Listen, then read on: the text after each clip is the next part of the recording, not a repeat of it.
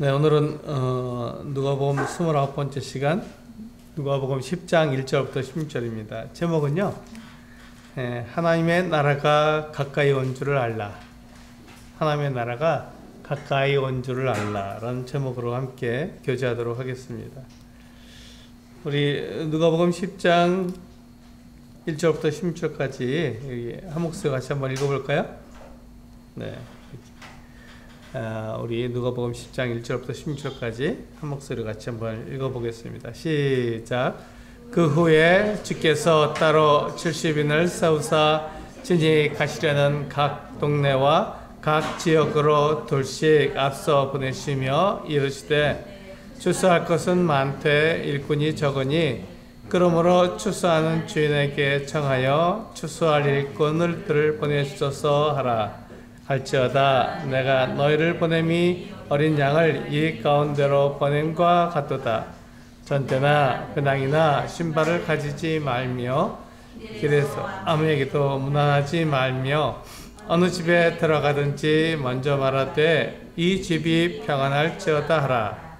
만일 평안을 받을 사람이 거기 있으면 너희의 평안이 그에게 머물 것이요 그렇지 않으면 너희에게로 돌아오리라.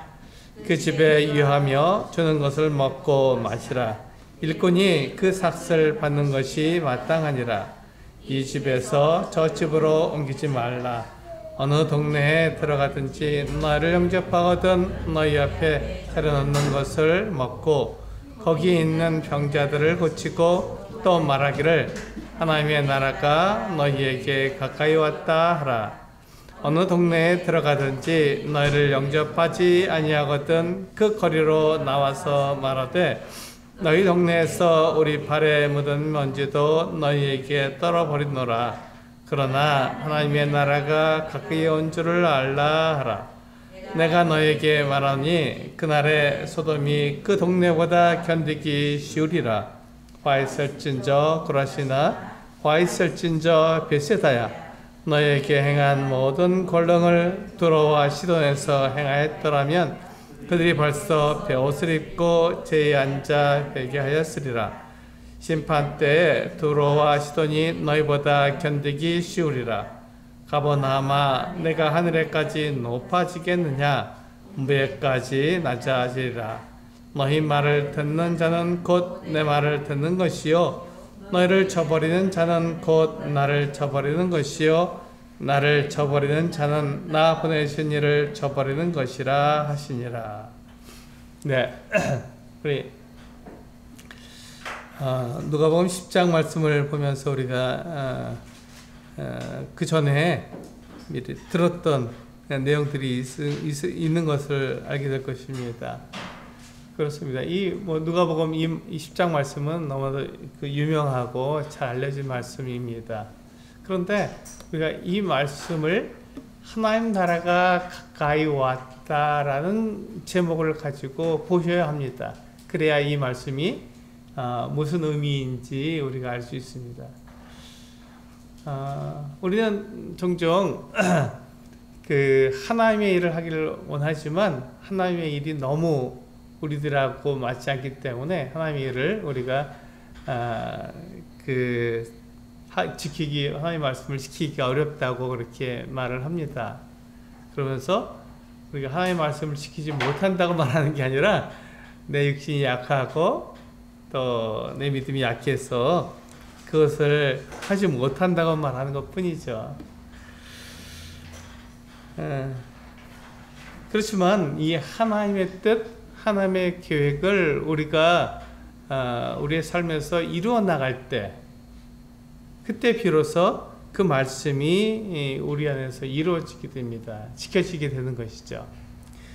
그래서 이 하나님을 섬긴다고 하는 그 사람의 모습은요, 하나님의 말씀을 지키는 데서 나오게 되는 것이죠. 하나님의 말씀을 지키지 않으면 이 하나님의 그 말씀이 우리하고 상관이 없는 것입니다. 하나님의 뜻이 상관이 없는 것이죠. 이제 그것이 그리스도의 삶과 같지 않다는 것이죠.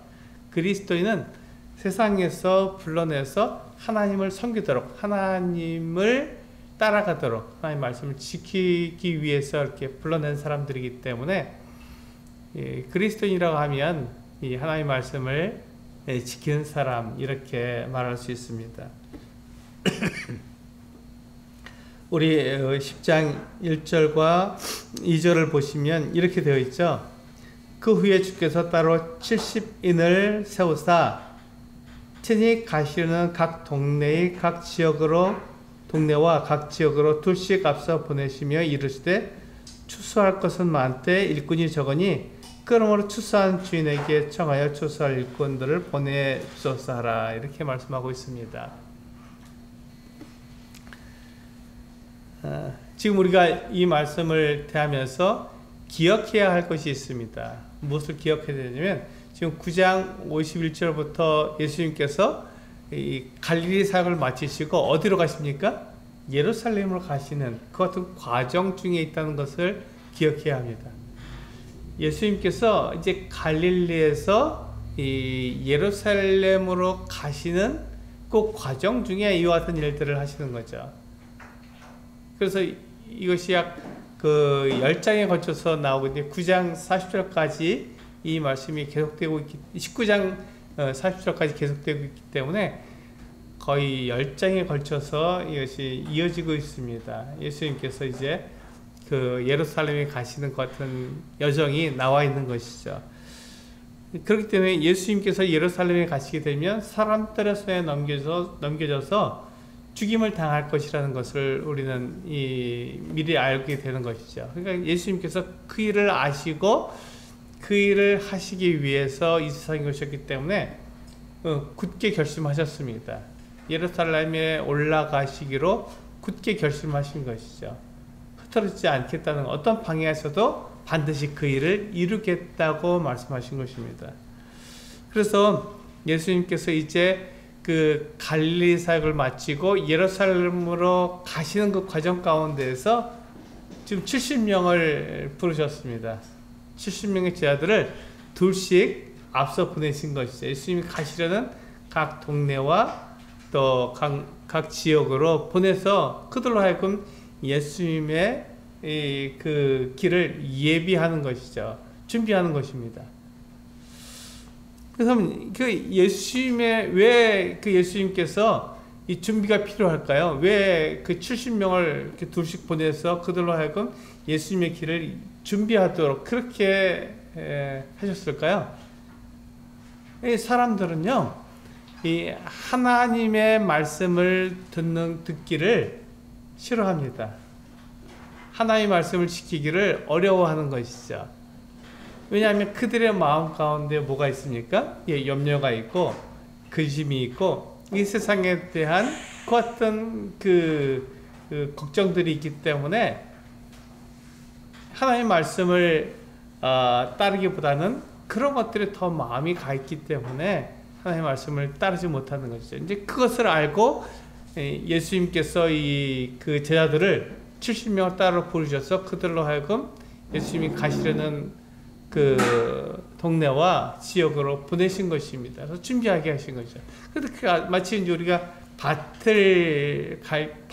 밭에다가 씨를 뿌릴 때 땅을 갈잖아요. 그것처럼 이게 제자들이 예수님이 그 동네에 가시기 전에 먼저 가서 그들의 밭을 이렇게 땅을 갈아놓는 것이죠. 좋은 땅이 되도록 그 씨가 뿌려지면 그것을 받아들여서 좋은 열매를 맺을 수 있도록 하기 위해서 그 밭을 흙을 이렇게 갈아엎는 것입니다.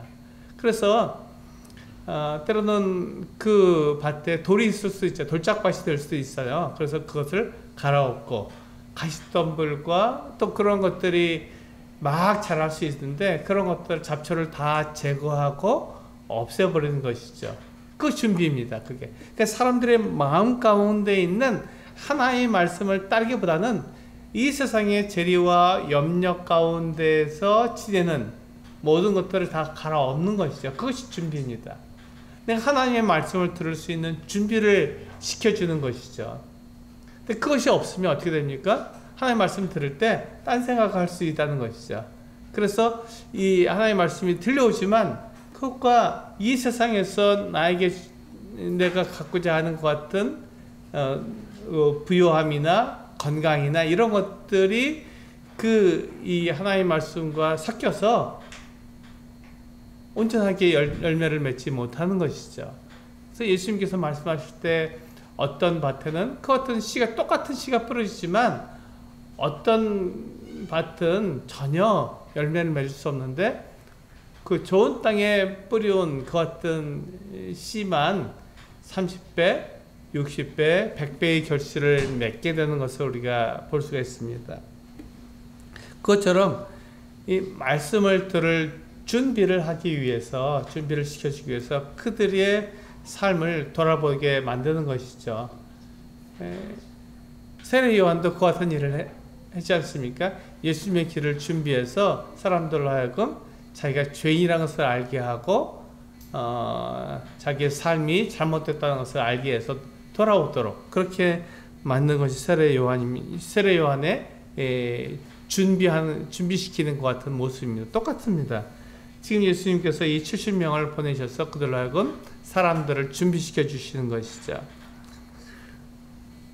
그런데 여기서 보시면 지금 추수할 것은 많지만 일꾼이 적다 이렇게 말씀하고 있습니다. 지금 예수님께서 70명을 부르셔서 둘씩 보내셨으니까 35의 팀이 앞서간 거예요. 예수님보다 앞서간 것입니다. 35팀이 먼저 간 것이죠. 그런데 예수님께서 뭐라 하셨냐면 그것보다 더 적다. 그것도 적다고 말씀하신 겁니다. 예수님은 하나님이세요. 예수님은 하나님의 아들이시지 않습니까? 하나님이신데 그분께서는 어떻게 하냐면 무소부지하시죠. 어디든지 계실 수가 있습니다. 그런데 이 하나님의 아들이신 예수님이 이 땅에 오실 때 사람으로 오셨잖아요. 사람으로 오셨기 때문에 사람 되신 예수님은 어떤 제약을 갖고 있냐면 한 번에 한 장소에 밖에 있을 수가 없게 되었습니다. 그것이 예수님이 갖고 있는 제약이에요. 하나님이시지만 동시에 여러 곳에 계실 수가 없고 한 번에 한 장소에 밖에 있을 수가 없는 것입니다. 그러니까 예수님께서 지금 그 갈릴리에서 나와서 사마리아를 지나서 즉 그 예루살렘을 가시는데 그 가시는 그 길 가운데 수많은 사람들이 예수님의 말씀을 듣고 싶었거든요. 이 사람들은요 하나님을 오해하고 있었습니다. 하나님이 무서운 거예요. 무서운 존재인 거예요. 율법을 그들이 어기며 하나님께서 여지없이 그들에게 벌을 가하시며 그들을 두렵게 하시는 분이라고 이 이스라엘 유대인들도 생각했던 것입니다. 그러니까 무서워했던 거예요. 하나님이 무서운 분으로 알았던 것입니다. 근데 하나님은 어떤 분이세요? 하나님은 사랑의 하나님이십니다. 근데 그것을 이스라엘 사람들이 듣지 못했기 때문에 그것을 들려주려고, 그것을 알게 하려고 예수님께서 오셨잖아요. 근데 예수님께서 그 일을 하시기 위해서 지금 그 길을 가면서 많은 사람들을 만나서 그들에게 하나님이 이런 분이십니다. 하나님께서 우리들에게 이와 같이 행하셨습니다. 이걸 얘기해 줘야 되는데 그렇게 하기에 예수님께서 그 일을 하시기에 너무 일꾼이 너무 적다고 말씀하신 것입니다. 지금 35팀이 앞서서 가지만 그들도 적다고 말씀하신 것이죠. 그래서 예수님이 뭐라 하셨냐면 추수할 것은 많되 일꾼이 적으니 그러므로 추수한 주인에게 청해서 추수할 일꾼을 더 보내달라고, 추수할 일꾼을 더 보내달라고 기도하도록 그렇게 우리들에게 요청하고 있는 것입니다. 우리는 그것을 기도할 필요가 있는 거예요. 이 세상은 하나님을 알지 못해서 죽어간 사람들이 넘쳐 있습니다. 한번 우리 주위를 둘러보세요. 우리 주변을 둘러보시면 모든 사람들이, 이 세상에 있는 사람들이 그들의 돈을 위해서, 그들의 건강을 위해서, 그들이 이 세상에서 좀 더 잘 살기 위해서 아주 애를 쓰며 달려가고 있습니다. 하나님과 상관없는 거예요. 하나님께서 하나님의 말씀과 상관없이 그들이 자기들이 생각했을 때 옳다고 생각하는 그 길을 향해서 달려가고 있지 않습니까? 그래서 그들을 보면 불쌍한 마음이 들어야 하는 거예요. 그들을 보면 내가 저 사람들에게 하나님께서 어떠한 마음을 갖고 계신지, 어떠한 사랑을 갖고 계신지 알려주어서 그들로 하여금 하나님께 돌아오도록 그렇게 도와줘야 된다고 하는 이 어떤 불쌍한 마음이 우리에게 있어야 하는 것입니다. 그래서 예수님께서 뭐라 하셨냐면, 추수할 주인에게 기도해서, 청해서 이 추수할 일꾼들을 보내달라고, 그렇게 하라고 우리들에게 말씀하고 있는 것입니다. 우리들의 주변에는 정말 많은 사람들이 죽음으로 달려가고 있어요. 그래서 그들에게 그 마음을 하나님께 돌아오게 만들 그 같은 일꾼들이 필요한 것입니다. 그러한 일꾼들이 없는 것이죠. 우리 요한복음 여기 손을 넣으시고요. 우리 요한복음 3장 16절과 17절 우리 잘 알고 있는 말씀입니다. 요한복음 3장 16절과 17절 말씀 한번 보시면요. 하나님의 마음을 여기서 알 수 있습니다. 하나님의 사랑이라는 것을 여기서 알 수 있는 것이죠. 이 말씀은 너무 잘 알죠? 요한복음 3장 16절과 17절 잘 알려진 말씀입니다. 한번 읽어보겠습니다. 시작. 하나님이 세상을 이처럼 사랑하사 독생자를 주셨으니 이는 그를 믿는 자마다 멸망하지 않고 영생을 얻게 하려 하심이라. 하나님이 그 아들을 세상에 보내신 것은 세상을 심판하려 하심이 아니요 그로 말미암아 세상이 구원을 받게 하려 하심이라. 그렇습니다. 여기 보시면 하나님의 마음 어떻다고요? 사람들을 사랑하신다고 말씀하고 있는 거예요. 하나님은 사람들을 벌하거나 그들을 멸망시킬 마음이 없는 거예요. 오히려 그 사람들을 구원해서 영원한 생명을 그들에게 주시기를 원하시는 것이죠. 그들이 심판받지 않고 구원하게 하시기 위해서 하나님은 그 마음에 작정하고 계신 거예요. 그런데 이 하나님의 마음을 알지 못하고 사람들이 하나님을 떠나서 자기 멋대로 살아가고 있는 것이죠. 이 사람들의 이 오해, 하나님에 대한 잘못된 생각을 바로잡아주기 위해서 예수님께서 오신 일이었지 않습니까? 그래서 예수님은 그 일을 하기 위해서 지금 사람들의 마음을 준비시키는 거예요. 그래서 예수님께서 그 마을에, 그 동네에 가시게 되면 사람들을 만났을 때 하나님이 어떠한 마음으로 사람들을 대하고 계신지, 하나님께서 어떻게 사람들을 사랑하셨는지를 알려주시는 것이죠. 근데 사람들의 마음은 그때 하나님께로 돌아올 수 있게 되는 것입니다. 그런데 이제 예수님께서 저들을 70명 보내시면서 그들에게 특별한 제안을 하셨습니다. 어떤 제안을 하셨냐면요. 누가복음 10장 3절에 보시면 이렇게 말씀하고 있잖아요. 갈지어다 내가 너희를 보냄이 어린 양을 이리 가운데로 보낸 것 같다. 이런 마음을 가지고 있는 거예요. 어린 양을 이리 가운데 보내면 어떻게 되죠? 어린 양은요, 아무 방어 무기가 없는 거예요. 어린 양은 자기를 지킬 수가 없습니다. 그래서 그 어린 양이 이리 가운데 들어가게 되면 이리가 어떻게 되죠? 먹잇감이 왔으니까 달려들고 그들을 찢어서 죽이려고 하는 마음, 그 같은 행동을 하게 되는 것이죠. 그래서 이 예수님께서 이 70명을 세상 가운데 보내시는 그 마음이 어떻습니까? 참담한 마음이었습니다. 정말 어려운 마음이었어요. 그래서 이 어린 양을 이리 가운데 보낼 때 가진 그 마음을 예수님께서 가지신 것이죠. 이들이 가면 세상 가운데서 이 하나님 믿는 사람들이 어려움을 당하고 고난을 당할 텐데 그들을 보호하고 지키는 것이 하나님의 그 일이며 또 하나님의 아들 예수 그리스도께서 이 세상에 오신 그 이유입니다. 그들을 보호하고 지키셔야 하는데 하는 마음을 가지신 것이죠. 그래서 4절에 보시면 뭐라고 되어 있냐면 전대나 배낭이나 신발을 가지지 말며 길에서 아무에게도 문안하지 말며 이렇게 말씀하고 있어요. 전대나 배낭이나 신발을 가지지 말라 그러면 이것이 무엇이죠?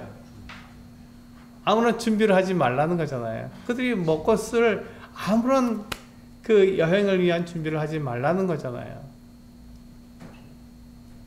왜 이렇게 했습니까? 왜 이렇게 했나요? 그 예수님의 제자들을 그 각 동네로 보낼 때 그 마음이 어린 양을 이리 가운데 보는 것 같은 마음이었는데도 불구하고 예수님은 그 제자들에게 아무 준비도 하지 말고 그냥 가라고 말씀하셨습니다. 만약에 이들이 돈을 가지고 있고 또 이들이 자기 먹을 것을 가지고 있다면 이들은 하나님을 의지하지 않을 것입니다. 이들은 하나님을 의지하지 않고 그 돈에 의지하고 그 음식에 의지할 거예요. 나에게 지금 내 배낭 속에 내 보따리 속에 얼마가 들어있는가, 돈이 얼마가 있는가, 먹을 것이 얼마가 있는가, 이걸 생각하는 것이지 하나님을 생각하지 않습니다. 네, 이 하나님께서는요 분명히 그 제자들을 지키시고 보호하십니다. 그리고 예수님도 그들을 보호하시고 지키시는 거예요. 그런데 그들을 아무 준비 없이 가라고 말씀하신 거예요. 오늘 우리가 그 570장 찬양을 통해서 하나님께서 나의 목자가 되시고 나를 지키시고 보호하신다는 그 찬양을 드렸잖아요. 그게 마찬가지입니다. 똑같이 그 찬양을 드린 이유가 뭐냐면 하나님께서 나의 목자가 되신다는 것이죠. 내가 이 가운데 들어가는 어린 양처럼 그렇게 아무런 방어 능력도 없고 그렇게 가서 고난과 어려움을 당할 수밖에 없는 그런 상황 속에 들어가지만, 그리고 또 내가 아무런 준비 없이 여행에 대한 준비 없이 가게 되지만 그러다 하나님께서 나를 지키시고 보호하신다는 것입니다. 시편 23편에서 뭐라고 되어 있냐면 여호와는 나의 목자시니 내게 부족함이 없다고 말씀하고 있는 거예요. 쥐 지팡이와 막대기가 나를 지키신다라고 말씀하고 있는 것입니다. 나를 안위하시는 거예요. 그래서 지금 이 이리 가운데로 들어가는 어린 양이 아무 준비 없이 갔기 때문에 무방비 상태에서 그가 어려움과 고난을 당할 수 있지만, 그러나 잊지 말라는 것이죠. 내 힘으로 내 노력으로 그 상황에서 내가 어린 양이 이리와 싸워서 이길 수 있겠습니까? 그걸 이겨낼 수가 없는 거예요. 그런데 그때 그 어린 양을 지키는 그 목자가 있는 것이죠. 목자가 어린 양을 지키며 또 목자의 그 지팡이와 목자의 막대기가 어린 양을 보호해 주는 것입니다. 이리가 달려들지 못하도록 사나운 짐승들이 그 어린 양을 해치지 못하도록 보호하시고 인도해 주시는 것입니다. 그것이 바로 지금 예수님께서 그 70명의 제자를 보내실 때 가지신 마음입니다. 두려워하지 말라는 거예요. 염려하지 말라는 것이죠. 예수님께서 그들을 보호하시기 때문에 예수님을 의지하라고 말씀하고 있는 것입니다.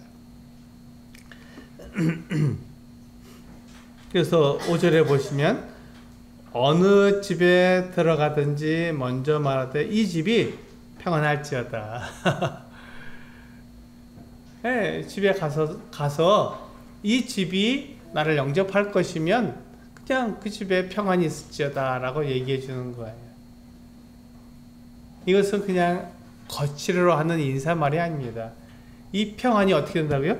6절에 보시면 만일 평안을 받을 사람이 거기 있으면 너희의 평안이 그에게 머물 것이요 그렇지 않으면 너희에게로 돌아오리라 이렇게 말씀하고 있습니다. 이 평안이 이 제자들이 그 집 사람들에게 하는 이 평안이 그냥 지나치는 인사말이나 안녕하세요 이렇게 말하는 그냥 의미 없이 하는 그 같은 인사가 아니라 이 평안은 정확하게 그 의미가 있는 거예요.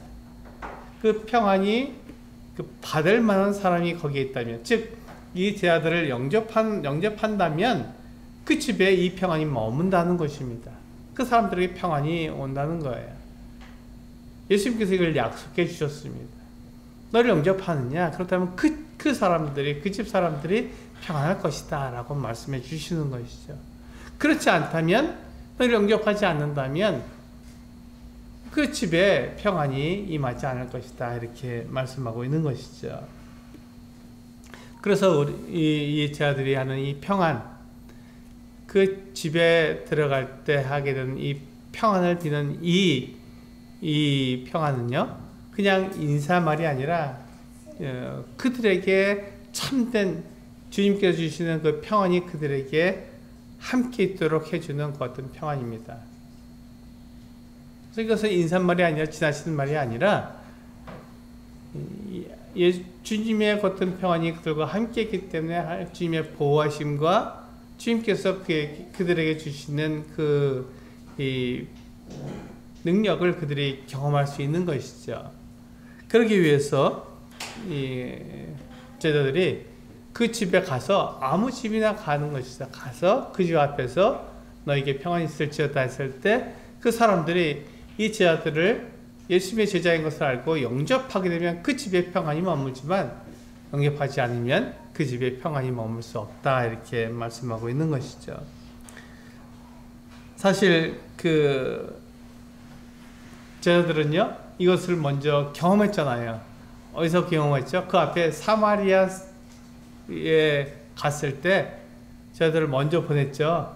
그래서 사마리아 한 마을에 이 제자들이 들어갔을 때 예수님을 거절했습니다. 앞에 보시면요, 9장에 보시면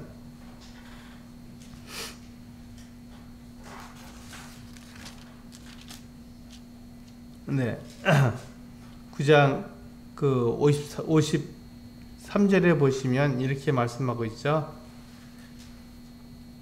예수께서 예루살렘을 향하여 가시기 때문에 그들이 받아들이지 아니하는지라. 그렇습니다. 딱 그 이유였습니다. 예수님께서 예루살렘으로 가시기 때문에 이 사마리아 사람, 이 마을 사람들이 받아들이지 않았다라고 말씀하고 있잖아요. 그래서 이 마을은 어떻겠죠? 그들이 하나님이 어떠한 분인지 알 수 있는 절호의 기회를 놓친 것이죠. 예수님을 통해서 하나님이 어떠한 분인지, 하나님의 사랑이 어떠한 것인지 알 수 있는 절호의 기회였는데 그것을 놓친 것입니다. 예수님을 거절했기 때문에. 마찬가지로 지금 예수님의 제자들이 무엇을 하기 위해서 지금 각 집에 들어가는 것이죠? 그들에게 예수님의 그 가르침을 준비시키도록 그들의 마음 가운데 있는 혹시 있을지 모르는 그 돌과 같은 길가와 같은 그 가시떨기와 같은 마음들을 다 갈아엎으려고. 그래서 예수님께서 하시는 말씀을 그들이 듣고 기뻐하며 그것을 받아들일 수 있도록 만들기 위해서 지금 준비시키려고 가는 거잖아요. 그 예수님 말씀을 듣고 하나님이 어떠한 분인지를 알 수 있도록 그렇게 도와주는데 그것을 거절하고 예수를 받아들이지 않고 예수님의 제자들을 받아들이지 않았기 때문에 결국 그들은 하나님이 어떠한 분인지 알 수 있는 절호의 기회를 놓쳐버리는 것입니다. 그래서 평안을 받을 사람이 거기 있으면 평안이 그들에게 임하는 것이죠. 7절에 보시면 그 집에 유하며 주는 것을 먹고 마시라. 일꾼이 그 삭을 받는 것이 마땅하니라. 이 집에서 저 집으로 옮기지 말라. 이렇게 말씀하고 있어요. 여기 보시면 뭐라고 말씀하고 있습니까? 그냥 나에게 차려놓은 그 음식을 먹고 마시라고 말씀하고 있습니다. 그것이 어떠한 것이 상관없어요. 나에게 먹게 하고 나에게 마시게 하는 그 음식을 먹고 마시라고 하는 것입니다. 이게 하나님께서 그 제자들에게 주시는 은혜입니다. 이들은 아무 준비 없이 갔잖아요. 전대도 없이 배낭도 없이 신발도 없이 그냥 갔습니다. 그런데 그 집 주인이 이 사람들을 위해서 먹을 것을 주는 거예요. 마실 것을 주는 것입니다. 그러니까 감사함을 받을 수밖에 없죠. 근데 이것이 누가 주는 것입니까? 네, 하나님이 주시는 거예요. 주인 주는 게 아니에요. 왜냐하면 이들은 아무 준비 없이 갔기 때문에 이들을 보호하시고 지키시는 그 분이 바로 하나님이시기 때문에 하나님께서 그들에게 주시는 것이죠. 그러면 이것을 주인을 통해서 주잖아요. 그러면 주인은 어떻게 쓰냐? 그 앞에 보시면 평안을, 주님의 평안을 주셨잖아요. 그러니까 이들에게 필요한 모든 것들을 하나님께서 그 집에 넘치게 주시는 거예요. 그러니까 그들은 이 하나님의 이와 같은 은혜를 경험할 수밖에 없는 것이죠. 근데 하나님께서는 자신을 드러내지 않으시고 이렇게 사람을 통해서 일을 하시기 때문에 그 집 주인이 마치 그 사람에게 그 먹을 것과 마실 것을 주는 것처럼 생각되는 것이죠. 그러나 그것은 하나님께서 약속하신 대로 하나님께서 주시는 것입니다. 너에게 전대도 가지지 말고 배낭도 가지지 말고 신도 가지지 말라 했으니까 그들을 지켜주셔야 되잖아요. 그래서 여기 보시면 일꾼이 그 삭스를 받는 것이 마땅하다 이렇게 되어 있어요. 일꾼이 누구한테 삭스를 받죠? 네, 그 집 주인에게, 자기를 일꾼으로 부르신 그 주인에게 삭스를 받는 거예요. 그러니까 지금 이 집주인에게 받는 게 아니라 하나님께 받는 것이죠. 하나님께서 그 일꾼들에게 필요한 것들을 주시는 것입니다. 이것을 믿는 거예요. 이것이 하나님께서 각 사람에게 주시는 은혜입니다. 그러니까 우리는 하나님을 믿고 하나님을 따른다고 말할 때 바로 이것을 믿고 따르는 거거든요. 하나님께서 나를 보호하시고 인도하실 것을 믿는 것이죠. 그렇기 때문에 하나님을 믿고 나아가는 것입니다. 그래서 이 하나님의 일꾼들은요, 자기 먹을 것을 위해서 염려하지 않습니다. 내가 하나님의 일을 올바로 하고 있는지 거기에 신경 쓰고 거기에 마음을 두는 것이지, 하나님께서 나에게 무엇을 먹게 하시며 무엇을 마시게 하시는지에는 관심을 갖지 않는 것이죠. 왜냐하면 하나님께서 나에게 그것을 주실 거니까, 약속하신 대로 그것을 이루실 거니까 그것을 믿고 가는 것입니다. 그래서 우리 보시면요, 로마서 14장에 보시면 이렇게 말씀하고, 로마서 한번 볼까요? 로마서 14장 17절 한번 보시겠습니다. 굉장히 중요한 말씀이 거기에 있죠. 로마서 14장 17절입니다.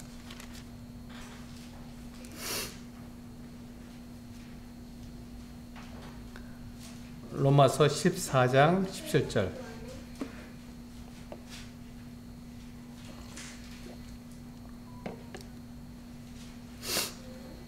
네, 찾으셨으면 같이 한번 읽어보겠습니다. 시작. 하나님의 나라는 먹는 것과 마시는 것이 아니요 오직 성령 안에 있는 의와 평강과 희락이라. 그렇습니다. 하나님의 나라는요, 먹고 마시는 것에 있는 것이 아닙니다. 그러니까 내가 무엇을 먹을지 무엇을 마실지 거기에 우리의 마음을 두는 게 아닙니다. 하나님 나라는 이 먹고 마시는 것은 무엇에 연관되어 있냐? 우리의 육체하고 연관되어 있잖아요. 우리 육체는 무엇을 먹는지 무엇을 마시는지 굉장히 관심이 많아요. 그래서 마시는 것을 먹어야 되고 마시는 것을 마셔야 됩니다. 그걸 좋아하는 거예요, 우리 육체는요. 그런데 하나님의 나라는 이 육체하고 관련된 것이 아니라 하나님과 관련되어 있기 때문에 거기는 이 먹고 마시는 것이 아니라 성령 안에 있는 의와 평강과 희락, 그것으로 이루어져 있다는 거예요. 그것에 더 관심을 가지고 있다는 것에 초점을 맞추고 있다는 것입니다. 그래서 지금 이 제자들이, 70명 제자들이 집에 들어가서 그 집에 평안을 구하고 그 집에서 집주인이 차려주는 대로 음식을 먹고 음료수를 마시게 되었는데, 네, 그것에 염려하지 말라는 것입니다. 무엇을 먹든지 무엇을 마시든지 하나님께서 우리의 육체를 보호하시고 우리에게 필요한 것들을 주시기 때문에 염려하지 말라, 이렇게 말씀하고 있는 것이죠. 하나님의 나라는 먹는 것과 마시는 것이 아니라 성령 안에 있는 희락.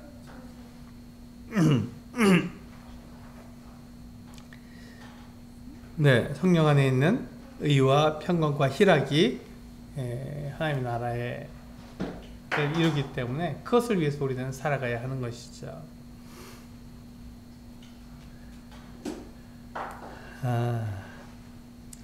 주님께서는요, 어느 집에 가든지 거기서 옮기지 말라고 말씀하셨어요. 집을 옮기면 어떻게 됩니까? 집주인 비교하게 되죠. 우리 집에서는 먹고 마시는 음식이 좀 부족했나 보다, 좀 약했나 보다, 아니면 내가 그를 갖다가 대접하는 게 좀 잘못됐나, 이렇게 생각하기 쉬운 것이죠. 내 접대가 좀 약했나, 이렇게 생각하는 거죠. 삼촌이 좀 불편했나, 이렇게 생각하는 것이죠.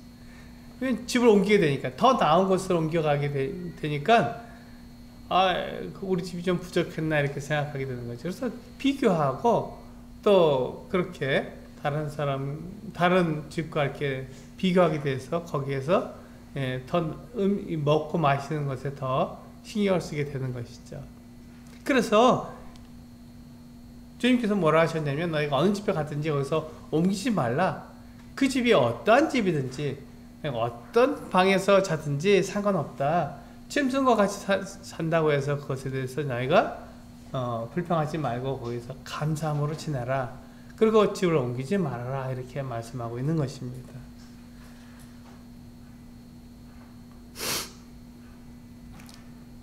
이제 우리 누가복음 10장에 보시면 이제 예수님께서 그들을 보내시는 그 이유, 그들의 목적을 말씀해 주고 있습니다. 9절에 보시면요, 거기 있는 병자들을 고치고 또 말하기를, 보세요. 그들이 말하는 것이 여기 나옵니다. 그들이 무엇을 말하도록 보냄을 받았냐면요, 하나님의 나라가 너희에게 가까이 왔다, 이렇게 말을 하는 것입니다. 이것이 그들을 보내신 주님의 목적입니다. 하나님 나라가 가까이 왔다, 이렇게 전하라는 것이죠. 우리 그것을 어떻게 할 수 있습니까? 하나님의 나라가 가까이 온 것을 어떻게 할 수 있습니까? 여기 보시면 그들이 무엇을 하고 있는 거예요? 거기는 병자들을 고치고, 네, 병자들을 고치라고 말했습니다. 의료 수준이 굉장히 낙후되어 있잖아요. 지금도 2000년 전에 그 지방에 무슨 그 병을 치료할 수 있는 의료기술이 있겠습니까? 그런데 여기 보시면 그 제자들이 병자들을 고치라고 되어 있습니다. 주님은 어떤 일을 하셨습니까? 병자들을 고치고 귀신을 내어쫓고 죽은 사람을 살리는 그 같은 일을 하셨지 않습니까? 하나님의 나라가 이미 그들에게 임한 거예요. 하나님의 나라는 무엇이냐면 하나님께서 통치하시는 것을 말하고 있는 것입니다. 여기는 굉장히 복잡합니다. 이게 하나님의 나라가 한 가지 면을 가지고 있는 것이 아니라 여러 가지 면을 가지고 있어요. 그래서 그것을 일일이 다 설명드리기가 쉽진 않습니다. 그 중에 한 면이 바로 이것이에요. 하나님 나라가 가까이 왔다 하는 것이죠. 예수님께서 이 사람들의 병을 고쳐주시고 귀신을 내어쫓으며 죽은 사람 살리시는 이 모습을 볼 때 하나님의 통치가 이미 임했다는 것이죠. 그리고 그들에게 이 하나님의 나라를 전해줄 수 있는 예수님이 가까이 왔다고 말해주는 것입니다. 이 하나님 나라가 이 예수님을 통해서 완전히 이루어질 것을 지금 이야기하고 있는 것이죠. 그런데 그 하나님의 나라가 완전히 이루어지는 것은 아직 우리에게 임하지 않았어요. 지금도 하나님 나라가 이루어져 가고 있는 과정 가운데 있습니다. 예수님께서 재림하시지 않으셨고 천년왕국이 시작되지 않았기 때문에 그 시기가 아직 완전하게 이루어지지 않은 거죠. 하나님 나라는요, 다양한 여러 가지 그 면을 우리에게 보여주고 있는데, 그래서 우리가 하나님 나라를 한 가지로 말할 수가 없이 다양하게 말해야 된다는 것입니다. 그 중에 한 면이 예수님께서 이 세상에 오신 그 면을 통해서 하나님 나라가 가까이 왔다라고 말하고 있는 것입니다.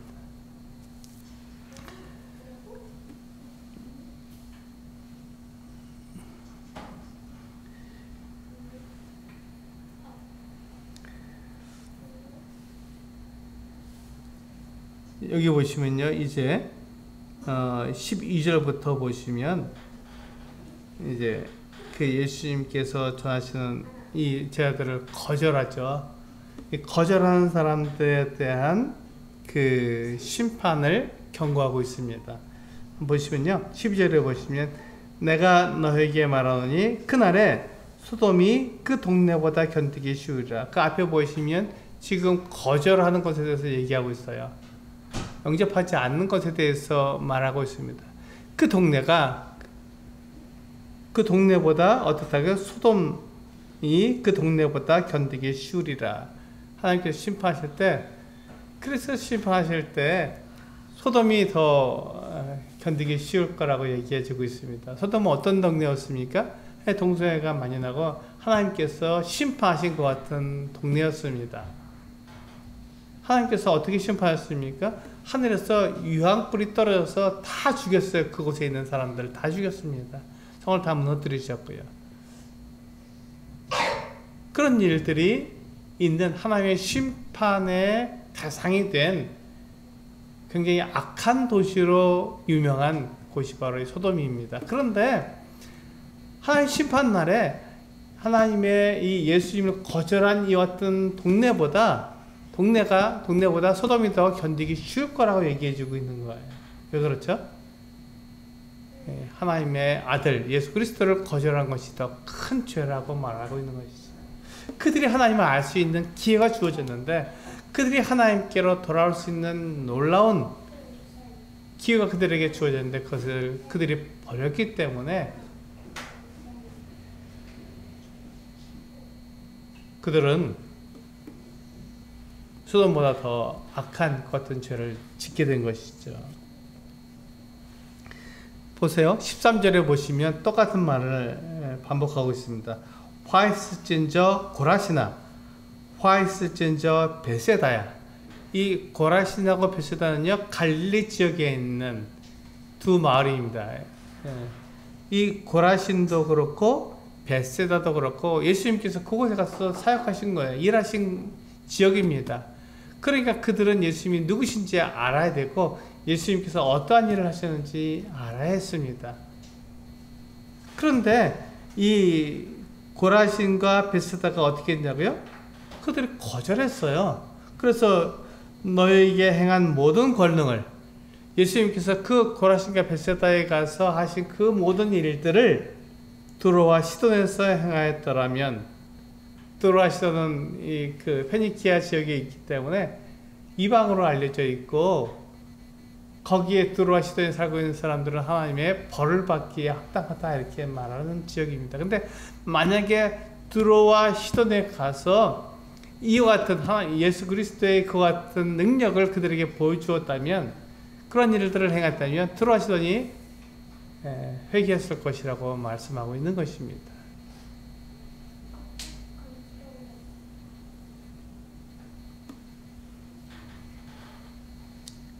그래서 14절에 보시면 심판 때 두로와 시돈이 너희보다 견디기 쉬우리라 이렇게 말씀하고 있는 거예요. 정말 끔찍한 일 아니겠습니까? 하나님의 아들 예수 그리스도께서 그 하나님의 사랑을 가지고 이 세상에 오셨잖아요. 그래서 하나님이 어떠한 분이라는 것을 알려주고 계신데, 그것을 듣고도 거절하고 따르지 않겠다 그러고 그렇게 받아들이지 않는 사람들, 그 사람들은 하나님께서 심판하실 때 그들이 정말 무서운 하나님의 벌을 받게 될 것이다 이렇게 말씀하고 있는 것이죠. 마지막으로 이제 가버나움에 대한 이야기를 말씀하십니다. 15절에 보시면 가버나움아 내가 하늘에까지 높아지겠느냐 우부에까지 낮아지리라. 이 가버나움은요,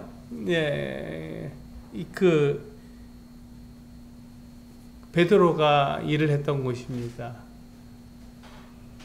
거기는 배를 띄우기 좋은 장소예요. 그래서 가버나움에는 많은 사람들이 거기서 살고 있었습니다. 예수님께서 가버나움을 마치 자기 그 고향처럼 나사렛을 고향인데 나사렛이 아니라 가버나움을 고향처럼 사용하신 곳입니다. 그러니까 이 예수님께서 가버나움에 얼마나 많이 계셨고 얼마나 많은 그 능력을 거기서 행하셨겠어요. 그런데 가버나움이 예수님을 영접하지 않았습니다. 그래서 가버나움아 내가 하늘에까지 높아지겠느냐, 교만한 것이 이루 말할 수가 없는 것이죠. 음배까지 낮아지리라, 낮추신다는 것입니다. 그래서 16절 마지막 절에 보시면요, 너희 말을 듣는 자는 곧 내 말을 듣는 것이요 너희를 저버리는 자는 곧 나를 저버리는 것이요 나를 저버리는 자는 나 보내신 이를 저버리는 것이라 하시니라. 그렇습니다. 지금 예수님께서 70명의 제자들을 둘씩 짝을 지어서 보내셨잖아요. 그들을 영접하면은 그들을 보내신 예수님을 영접하는 것입니다. 예수님을 영접하는 것은 뭐죠? 예수님을 보내신 하나님을 영접하는 것이죠. 그래서 이 예수님의 제자들을 영접하는 것은 곧 예수님을 영접하는 것이고 예수님을 보내신 하나님을 영접하는 것이기 때문에 그 모든 일들이 결국은 하나님을 섬기는 사람들에게 하나님을 영접하는 것 같은 열매를 맺도록 도와주고 있는 것입니다.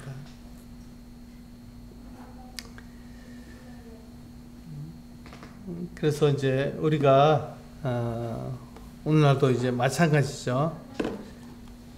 이 하나님의 아들이신 그리스도를 받아들이지 않으면 그들의 받을 심판은 너무나도 큰 것입니다. 하나님의 아들이신 예수 그리스도를 받아들인다는 것은 하나님의 아들 예수 그리스도께서 보내신 그 사람들, 그 일꾼들을 받아들인 것과 같은 거예요. 그래서 지금 예수 그리스도는 이 땅에 계시지 않습니다. 그래서 예수 그리스도의 그 보내심을 받은 사람들, 예수 그리스도의 사명을 가진 사람들이 이렇게 복음을 전하고 또 교회를 이루고 또 해외에 나가서 복음을 전하게 됩니다. 그 사람들의 말을 들어야 하는 것이죠. 이 성경에 기록되어 있는 그 말씀들을 따라가야 하는 것입니다. 지켜야 하는 것이죠. 그래서 내 생각대로 그 말씀을 내가 재단하는 것이 아니라 하나님의 말씀이 뭐라고 말씀하고 있는지를 생각해 봐야 하는 것입니다. 그래서 하나님의 말씀이 말씀하고 있는 대로 내가 하나님의 그리스도 일꾼들을 영접하고 그들이 하는 말을 내가 순종해서 그것을 하나님의 말씀을 따라가야 하는 것입니다. 그렇게 될 때 이 하나님의 말씀을 내 삶에서 이루겠다고 하는 그것이 바로 믿음입니다. 하나님의 말씀을 내 삶에서 따라가겠다고 하는 것이 믿음이에요. 우리가 믿음이 다른 것이 아니라 바로 그것이 믿음입니다. 하나님의 말씀을 내가 지키겠다고 하는 것이 믿음입니다. 그래서 하나님의 말씀이 나에게 무엇이라고 말씀하고 있는지를 정확히 알아야 되고 그 하나님의 말씀을 내가 따르겠다고 하는 그 같은 결심, 그 같은 마음가짐이 우리에게 있어야 하는 것이죠. 그것이 믿음이 되는 것입니다. 그래서 그 믿음이 바로 이 세상에서 오게 되는 그 같은 유혹과 시험을 이기게 해주는 것이죠. 하나님의 말씀을 따라가니까요. 세상은 이 하나님이 없다고 말하고 하나님의 말씀을 따라가지 않도록 나에게 속삭이고 나를 다 이끌어가지만 그렇지 않다. 나는 하나님의 말씀이 진리이며 하나님의 말씀을 따라가겠다 하는 그 같은 분명한 믿음을 가지고 있는 것이죠. 그래서 그 믿음이 세상의 그 같은 유혹과 세상의 시험을 이기게 만들어주는 것입니다. 그 믿음이 어떻게 했죠? 세상을 이기는 것이죠. 그렇습니다. 그 믿음이 그래서 세상을 이기는 것입니다. 우리가 주님께서 말씀하실 때 믿음이 세상을 이겼다고 하는 것이 다른 것이 아니라 바로 그것입니다. 하나님의 말씀을 따라가겠다고 결심하는 것. 그것이 바로 믿음이고 그것이 세상을 이기게 만들어주는 것이죠. 우리는 그 믿음이 필요합니다. 그 믿음으로 세상을 이겨야 합니다. 세상은 우리들에게 하나님이 아닌 내 육체를 위해서 살아가도록 그렇게 이야기하지만 우리는 그것에서 나와서 하나님 따라가는 사람들이 되어야 합니다. 그 어떤 마음, 그 어떤 결심이 바로 믿음이며 그 믿음이 우리로 하여금 세상을 이기게 만들어줍니다. 그 믿음으로 세상을 이기는 우리 성도님들 되시기를 원합니다. 기도하시겠습니다.